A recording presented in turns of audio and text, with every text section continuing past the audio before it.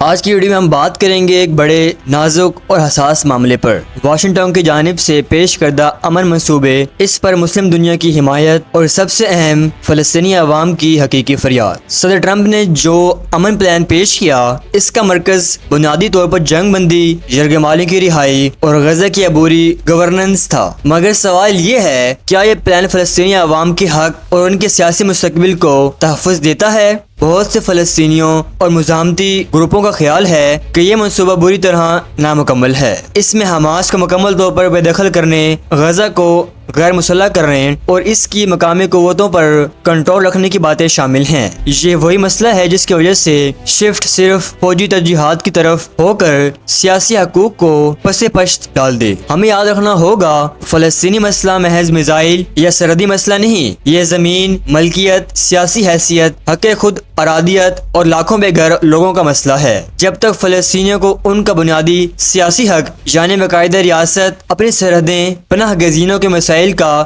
منصفانہ حل نہ دیا جائے، ہر عارضی معاہدہ مسئلے کو دبانے کے مترادف ہوگا۔ اشخاص یا بین الاقوامی ادارے جب مسئلے کے اصل جڑوں سے نظریں چرا کر عارضی تکنیکی حل تجویز کریں تو یہی منصوبے دیرپا امن دینے میں ناکام رہیں گے۔ اب آتے ہیں مسلم دنیا کی مشترکہ سفارتی حمایت کی طرف۔ مصر، اردن، سعودی عرب، متحدہ عرب امارات، قطر، ترکی، انڈونیشیا اور پاکستان نے اس پلان کی حمایت کی یا کم از کم اسے حوصلہ افزا قرار دیا۔ یہ واضح ہے کہ کئی مسلم ممالک خطے میں استحکام، یرغمالیوں کی فوری رہائی اور انسانی امداد کی بحالی کو ترجیح دے رہے ہیں، مگر اس بات کا تقاضا بھی سامنے آتا ہے کہ جب ہم کسی پلان کا خیر مقدم کرتے ہیں تو اس کے ساتھ فلسطینی حقوق، زمین اور مستقبل کے واضح تحفظ کی بھی ضمانت مانگنی چاہیے۔ محض کوششوں کا خیر مقدم کرنا کافی نہیں۔ پاکستان کی پوزیشن وزیر اعظم شہباز شریف نے پلان کو خوش آمدید کہا اور تعاون کی پیشکش کی۔ بطور ایک مسلم اور علاقائی ملک، پاکستان کی نیت مثبت سمجھی جاتی ہے، مگر ہمیں یہ بھی کہنا ہوگا کہ صرف خیر سگالی کے بیانات کافی نہیں، عملی تقاضے ہیں۔ اگر پاکستان واقعی فلسطینی عوام کی حامی ہے تو اس کی آواز اقوام متحدہ اور علاقائی فورمز پر زیادہ بلند اور واضح ہونے چاہیے۔ فوراً جنگ بندی، انسانی رزق کا مستقبل اور غیر مشروط بہاؤ اور فلسطینی ریاست کے حق پر عالمی دباؤ، بیانات کے ساتھ عملی سفارتی دباؤ، ریلیف ساز و سامان کی رسد کی حمایت اور انسانی بنیادوں پر واضح موقف درکار ہے۔ یاد رکھیے کہ فلسطینی عوام میں گہری شکوک اور شبہات ہیں۔ غزہ کے شہریوں کو تاثر ہے کہ یہ یکجہتی سیاسی یا سفارتی ظاہری اقدامات ہیں جن کا مقصد فوری یرغمالیوں کی رہائی ہو سکتا ہے، مگر جنگ کا جڑ سے خاتمہ نہیں۔ ایک مقامی رہنے والے نے اسے فورس قرار دیا، یعنی دھوکہ۔ اس سزائے وار کے پیچھے اگر صرف علاقائی مفادات یا عالمی طاقتوں کے مفاداتی معاملات ہوں تو فلسطینی صبر مزید کمزور ہو جائے گا۔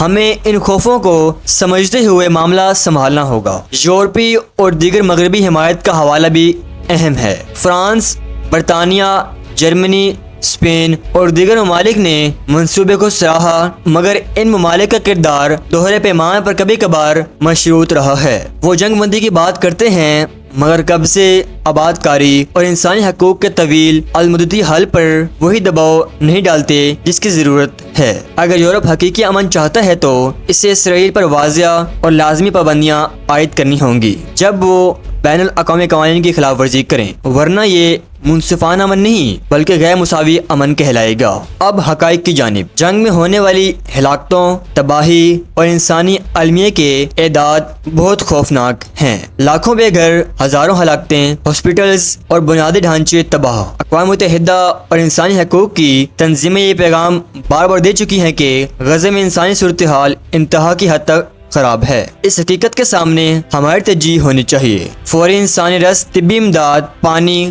خوراک اور بجلی کی فراہمی اور سب سے بڑھ کر جنگ بندی۔ یہ کوئی سیاسی نعمت نہیں، یہ انسانیت کا معاملہ ہے۔ اگر کوئی ملک یا رہنما فلسطینی حقوق کے خلاف بول رہا ہے یا اس منصوبے میں ایسی شکیں شامل کر رہا ہے جو فلسطینیوں کے بنیادی حقوق کو مجروح کرے تو ہم اس کی کھل کر مذمت کریں گے۔ سیاسی مذاکرات میں طاقت کا استعمال یا ایک فریق کی مکمل برتری کسی دیرپا امن کا ضامن نہیں۔ انصاف اور غیر جانبداری کے بغیر کوئی سمجھوتا پائیدار طور پر قائم نہیں رہتا، اس لیے ہمیں کہنے میں کوئی ہچکچاہٹ نہیں ہونی چاہیے۔ فلسطینی عوام کو ان کا حق واپس ملنا چاہیے، ان کے زمین، ان کی آزادی اور ان کی آزادی انتخاب۔ ہمیں ایک عملی روڈ میپ بھی مانگنا ہوگا۔ تعمیری امداد کا بے قید بہاؤ، تباہ شدہ انفراسٹرکچر کی دوبارہ تعمیر کے لیے بین الاقوامی فنڈ، مقامی انتظامی ڈھانچے کا قیام جس میں فلسطینی نمائندے حقیقی اختیار رکھیں، اور سب سے بڑھ کر عالمی ضمانتیں کہ کوئی مستقبل میں دوبارہ ایسی جارحیت نہ کر سکے۔